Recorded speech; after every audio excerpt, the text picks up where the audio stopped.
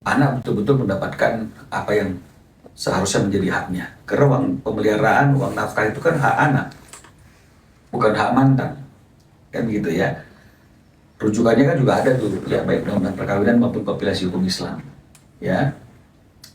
Karena banyak juga uangnya masuk ke walinya, tapi tidak sampai ke anaknya, sehingga anaknya terlantar, kan begitu. Atau ya masuk ke walinya, tapi dipergunakan tidak seluruhnya untuk kepentingan anak, kan begitu. Jadi inilah yang dari beberapa waktu yang lalu kan sudah kami sampaikan. Ruben berulang-ulang tuh mempertanyakan perincian kebutuhan anak ini realnya seperti apa, ya. Kira-kira masuk akal nggak sih? Ya, kembali lagi ya, kita semuanya punya keluarga, ya, punya anak gitu misalnya. Masuk akal nggak sih pengeluaran seorang anak yang masih di bawah umur itu per bulannya 200 juta sampai 263 juta per bulan? Belum lagi biaya kartu kredit itu misalnya. Ya, jadi oleh karena itu wajar kan kalau misalnya kemudian Ruben minta perincian agar kita tahu juga, yang seperti saya katakan, biaya anak-anak itu berapa sih per bulan. Jadi biar kita bisa tahu itu, tidak tanpa harus diingatkan oleh wali atau misalnya orang yang memegang hak asuh, kita juga bisa rutin, ya. Tapi kan nggak pernah diberikan, sampai hari ini nggak pernah diberikan. Nah, jadi hukum juga membuka satu peluang, ya, karena hubungan antara istri dan suami ini kan sudah putus kena perceraian. Jadi kan sudah tidak memiliki ikatan apapun, tidak memiliki hubungan hukum apapun. Jadi kalau misalnya kemudian ayah yang memberikan uang untuk anaknya melalui ibu meminta pertanggungjawabkan, itu satu hal yang sah dan normal-normal saja. Ketika nggak diberikan, wajar dong kalau misalnya kemudian kita akan menggunakan audit, ya, agar pengeluaran itu bisa diaudit dan transparan. Jadi biar ketahuan apakah memang penggunaan uang 200 juta sampai 263 juta itu memang betul-betul untuk kebutuhan anak semua atau tidak. Karena yang boleh itu memang hanya untuk anak, nggak boleh untuk yang lain, karena tambah juga nafkah anak. Ya, terus kemudian termasuk penggunaan kartu kredit, gitu misalnya. Apakah memang benar-benar setengah dari penggunaan kartu kredit yang katanya dibebankan ke Ruben itu benar-benar setengah, ya, ataukah total dari pemakaian? Kan kita nggak tahu karena nggak pernah diberikan itu perincian dan pembuktiannya. Dan tentu juga adalah pertanggungjawaban penggunaannya. Jadi audit itu sesuatu hal yang saya rasa masuk akal, ya, dan mungkin agar masalah audit ini tidak menjadi suatu masalah yang hanya di ruang publik dan di media sosial yang banyak bertanya tentang masalah audit itu, juga mungkin kami akan menjadikan ini salah satu topik yang akan kami bahas dalam proses persidangan. Karena seorang wali atau seorang ibu yang mendapatkan hak asuh anak, ketika dia tidak bisa bertanggung jawab atas setiap rupiah yang diberikan oleh ayahnya untuk anaknya, ini juga merupakan salah satu bukti bahwa dia tidak amanah dalam mengelola keuangan yang memang semata-mata itu hanya untuk kepentingan anak. Karena judulnya juga adalah uang pemeliharaan dan nafkah anak. Jadi kalau misalnya sedikit saja digunakan bukan untuk pemeliharaan dan nafkah anak, berarti sudah menyimpang. Menyimpang dari ketentuan, menyimpang dari kepatutan, menyimpang dari semuanya. Jadi dalam hal ini anak, kan kita harus bertanggung jawabkan. Karena ini kewajiban saja. Jadi dari hasil pertanggungjawaban itu juga sebenarnya ini membantu Ruben atau membantu siapapun untuk mendapatkan gambaran berapa kebutuhan per bulan anak-anak. Kalau nggak pernah dipertanggungjawabkan, kan kita nggak tahu berapa kebutuhan per bulan anak-anak. Begitu nggak dikasih, nanti dibilang nggak memberi nafkah anak. Ketika ditanya, nggak mau diberikan. Jadi kan ini sama aja seperti kan sebuah simalakama kitanya. Bang, bicara soal prosedur, mungkin itu biasanya akan abang memohon dulu ke pengadilan, nanti pengadilan memerintahkan untuk audit atau gimana, Bang? Nantilah, ya, kalau masalah teknis itu nanti kita biar lakukan secara tersendiri ya. Karena kalau kita mau sampaikan sekarang kan saya kira nggak ada gunanya juga. Tapi pasti akan disampaikan untuk acara itu. Sudah pasti kan, makanya saya katakan bahwa ini akan menjadi sesuatu hal yang akan kami tidak hanya bicarakan di ruang publik, tapi juga akan kami bicarakan di dalam ruang pengadilan. Karena kami nggak mau ini hanya sekedar gorengan-gorengan di ruang publik seperti yang selama ini terjadi. Oke, Bang, tadi kan Abang menyinggung juga soal kartu kredit ya, Bang. Di podcastnya Dedi juga, Koruben sudah menjelaskan bahwa dirinya pun tidak pernah merasa memakai dan bahkan tidak mengetahui itu si S ini mendapatkan kartu kredit dari mana. Itu awalnya seperti itu gimana sih, Bang? Saya nggak tahu awalnya ya, masa kartu kredit saya nggak tahu. Ya, yang pasti adalah Ruben mengatakan setiap bulan dia ditagih untuk membayar setengah dari penggunaan kartu kredit S yang katanya untuk anak. Nah ini kan harus dibuktikan, harus dipertanggungjawabkan apakah benar-benar pengeluaran yang diberikan oleh Ruben itu adalah untuk anaknya atau bukan.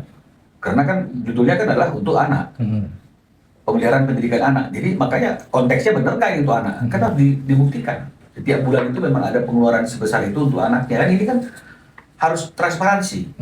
Jadi jangan dibilang misalnya itu masa harus ada kwitansi atau ini misalnya seperti itu. Memang ya kalau kita baca dari banyak artikel, banyak publikasi tulisan-tulisan, ya memang harus seperti itu karena hubungan kita dengan ayahnya anak-anak itu kan sudah nggak ada hubungan apa-apa lagi. Jadi setiap pengeluaran yang kita keluarkan dari uang ayahnya anak-anak yang untuk anak-anak itu kan harus tetap dipertanggungjawabkan. Memang harus ada catatan, ada pembukuan, jangan nggak ada. Karena kalau nggak ada kan ini akan menjadi sesuatu hal yang bisa jadi fitnah, bisa macam-macam ya. Jadi memang sebaiknya itu harus dicatatkan dan dipertanggungjawabkan detailnya setiap rupiah yang dikirim oleh ayahnya untuk anak, tidak untuk yang lain. Bang, maaf kalau ditanyakan kesanggupan Ruben, apakah sanggup, Bang? Kita mau bicara masalah sanggup. Selama ini sanggup nggak dia?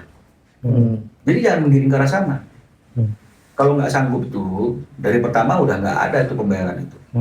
Jadi jangan bicara masalah sanggup, itu namanya a priori sama Ruben. Ya, jadi jangan bicara kesanggupan. Sekarang niat baiknya kita saja, bisa nggak kita pertanggungjawabkan setiap pengeluaran yang diberikan oleh Ruben yang katanya untuk anak? Bisa nggak? Itu kan paling gampang itu. Mana paling gampang mempertanggungjawabkan pengeluaran kita atau mencari uangnya? Jadi jangan bicara masalah sanggup nggak sanggup. Ya, ini bicara masalah lebih rumit lagi nih untuk menyiapkan anggarannya. Untuk mempertanggungjawabkannya itu lebih gampang kan? Coba sekarang tanya, sanggup nggak dia mempertanggungjawabkannya? Jangan sanggup nggak untuk membiayainya? Coba dibalik.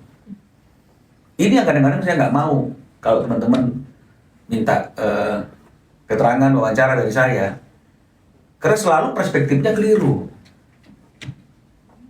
Jadi nggak guna saya memberikan pernyataan atau memberikan wawancara kalau misalnya kemudian perspektifnya saja sudah tidak netral, tidak memahami apa kami maksudkan gitu. Ya bicara masalah kesanggupan Ruben, sama ini Ruben sanggup nggak itu dulu.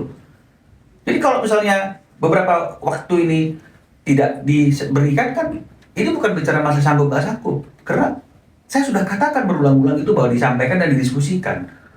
Perinciannya mana? Agar kita tahu kebutuhan dari anak-anak ini, biar kalaupun misalnya nggak ditagih, kita bisa bayarkan. Nah jadi yang paling gampang sebenarnya adalah mempertanggungjawabkan setiap rupiah yang diberikan oleh Ruben untuk anaknya. Coba balik, sanggup nggak dia untuk mempertanggungjawabkan setiap rupiah yang diberikan Ruben melalui dia untuk kepentingan anaknya? Kan wajar dong Ruben mengetahui hal itu. Ya, bukan karena ada indikasi, bukan karena ada kecurigaan, enggak. Ini permintaan yang saya kira normal-normal saja.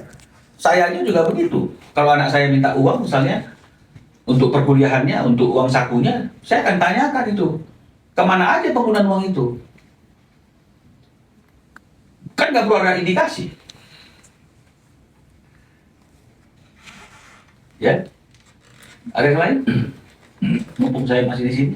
Kalau soal itu mungkin Bang, tadi kan disebut soal hari ini tuh kata pihak kuasa sama itu pelaporan soal PR yang dari hakim itu Bang. Dari biasanya bilang kami nggak masalah, dari pihak kamu gimana Bang? Kan sudah disampaikan dalam ruang mediasi Ya, PR itu hanya yang tahu itu adalah para prinsipal. Bahkan ada permintaan secara tegas oleh mediator itu mengatakan bahwa jangan ada keluar sepatah kata pun tentang PR itu dari para kuasa hukumnya. Kalau memang misalnya perlu bantuan kuasa hukum untuk merealisasikan PR itu, silakan. Tapi jangan itu menjadi bahan yang disampaikan di depan media. Disampaikannya nanti tentang PR itu pada waktu pertemuan mediasi berikutnya. Jadi saya nggak mengerti kenapa kok misalnya ada orang yang kemudian bicara tentang PR, kami nggak bersedia, nggak ini, kenapa kok mesti dibuka dari awal? Kan PR itu kan bukan sesuatu yang harus dipertanggungjawabkan, bukan sesuatu yang perlu diinformasikan ke masyarakat, ke publik. Apa pentingnya masyarakat tahu tentang ada PR atau tidak ada PR? Berhasil atau tidak berhasilnya PR itu apa kepentingan masyarakat? Nggak ada kepentingannya. Kepentingannya hanya bagi pada prinsipal itu dan kepada mediatornya. Jadi makanya harusnya berkaitan dengan apapun yang menjadi amanah daripada mediator itu, ya nanti disampaikanlah di depan mediatornya. Ya, kalau misalnya kemudian ada bantuan-bantuan yang memang diminta oleh masing-masing prinsipal untuk kami lakukan, ya itu kan hanya untuk kami sendiri saja. Tapi semua hasilnya berjalan atau tidak berjalan, itu kan harusnya orang pertama yang harus mendapatkan informasi itu adalah mediator, bukan publik, bukan media. Setuju ya? Jadi saya nggak ngerti juga kenapa rekan saya itu bicara tentang PR sebelum dia ketemu dengan mediator. Kecuali kalau sudah ketemu dengan mediatornya, ada mediasi, kemudian dia boleh hasil mediasinya, misalnya PR-nya kalau ada PR begini-begini boleh. Ini belum ketemu dong sama mediatornya. Kenapa orang pertama yang mendapatkan informasi itu bukan mediatornya, tapi kok malahan media yang diinformasikan? Ini juga sebenarnya kan, kalau kami sih ya sangat menyayangkan hal seperti itu. Meskipun ya hak berbicara tentu ada pada masing-masing pihak.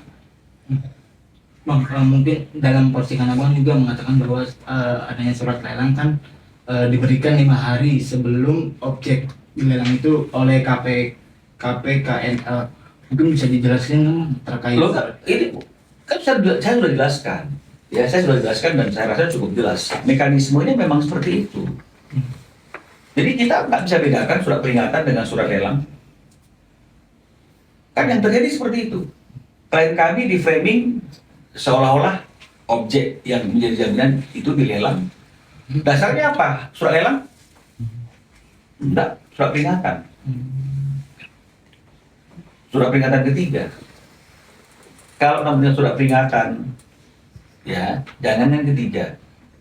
Surat peringatan ke-10 pun kalau namanya surat peringatan, ya surat peringatan. Ya, jangan gara-gara seperti yang saya katakan itu, di diktum terakhirnya yang merupakan satu standar baku, ya, yang menyatakan bahwa apabila kewajiban ini tidak dilaksanakan dan dibayarkan, maka itu akan berakibat dilelangnya. Jadi jelas lah. Tapi itu bukan surat lelang. Karena kalau satu objek jaminan mau dilelang, kan saya sudah jelaskan itu bagaimana mekanismenya. Bank itu harus mengajukan permohonan dulu, ya, kepada KPKNL atau Balai Lelang. Diperiksa secara legalitasnya sudah benar nggak nih, sudah bisa dilelang apa belum. Kemudian ditentukan jadwal lelangnya, ya, sekurang-kurangnya 5 hari sebelum jadwal lelang itu, pemilik jaminan, sekali lagi, ya, pemilik jaminan itu akan diberikan surat pemberitahuan. Nah, sekarang saya tanya, pemilik jaminan siapa? Yang bilang nggak tahu menahu dan nggak terlibat masalah itu siapa? Terus surat lelangnya harusnya ke siapa? Surat peringatannya harusnya ke siapa? Jadi repot saya, jadi makanya saya malas tuh karena teman-teman media juga ketika mengedit wawancara kita kadang-kadang mengambilnya bukan mengambil hal-hal yang menjelaskan suatu persoalan, tapi justru menggantung gitu biar terus akhirnya ini jadi goreng-gorengan gitu, jadi berbalas pantun jadinya. Jadi nggak ada gunanya, mending saya jelaskan sesuatu tuh dari VT saya. Ya, jadi jelas kan.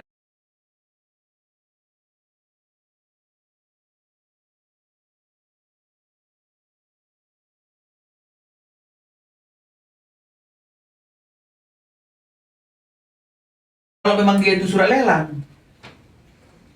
artinya kan sudah ada penentuan tanggal lelang. Udah diumumkan di mass media atau dipublikasikan, diumumkan. Nah sekarang saya tanya, udah ada pengumuman nggak tentang lelang? Jadi nggak capek kan? Kita ngomong ke sana, ngomong kemari, ngomong sini, fokus aja lah mengenai masalah hak asuh anak itu. Ya, bagaimana tuh? Ya kan, eksploitasi anaknya seperti apa? Pertanggungjawaban setiap pengeluaran yang katanya untuk anak itu mana? Kan itu aja sih lebih enak seperti itu bahasnya. Itu lebih real. Dan itu menjadi objek yang sekarang sedang kita sidangkan. Daripada bahas lelang nggak ada tuh sidangnya. Nanti kalau dibuka sekarang dibilang harusnya buka di pengadilan. Pengadilannya mana itu? Nggak ada pengadilannya tentang lelang, tentang pinjol. Ya, jadi kita harusnya jangan seperti itulah, gitu artinya. Jangan ini bukan menang, enggak. Berapa kita menang dalam hal kondisi yang seperti ini? Oh, nggak ada. Ini kita hanya bicara mengenai masalah fakta saja lah. Menang kalah itu biasa dalam perjuangan. Bang Minola, mungkin kan tanggal 15 kan Koko akan ulang tahun nih ya. Artinya mungkin inilah momen mungkin anak-anak untuk bisa bertemu sama ayahnya sendiri. Mungkin dari pihak Ruben sendiri antisipasinya seperti apa sih? Belum ada ya. Kalaupun nanti menghubungi takutnya Belum nggak ada ada. Ya, komunikasi. saya belum ada. Jadi kan saya ini kan bukan ini ya, bukan asisten pribadinya Ruben. Saya ini kan kuasa hukum. Ya jadi kalau misalnya ditanya hal-hal yang bersifat pribadi, mau ulang tahunnya mau di mana dirayain, apakah ulang tahunnya nanti ngundang anak-anak, saya nggak tahu. Tapi kalau memang misalnya Ruben merayakan ulang tahun atau tidak merayakan ulang tahun, ya sepantasnya anaknya harus dong menyampaikan ucapan selamat ulang tahun ke ayahnya setidak-tidaknya seperti itu. Ya, dan seharusnya idealnya ya anaknya juga harus datang dong. Tidak hanya by phone saja untuk mengucapkan happy birthday ke ayahnya. Ya kita tunggu aja. Kan begitu, saya nggak bisa pastikan apa yang terjadi. Cebur. Dengan aja nih, ada pertanyaan dari netizen kan, bukan pertanyaan apa, pernyataan, udah nggak usah mediasi, langsung sidang aja mungkin boleh direspon dong kalau dari pemerintahan. Loh, makanya kita lihat dong nanti hasil mediasi yang di minggu depan itu akan seperti apa. Kalau misalnya kemudian tidak ada satu pihak yang mau mengalah, ya sudah pasti kan mediasinya tidak akan berjalan dan mungkin akhirnya semuanya prosesnya akan masuk ke dalam proses persidangan di perkara pokok. Seperti itu. Jadi penentuannya di mediasi nanti Bang ya? Ya. Siap. Ya. Ya.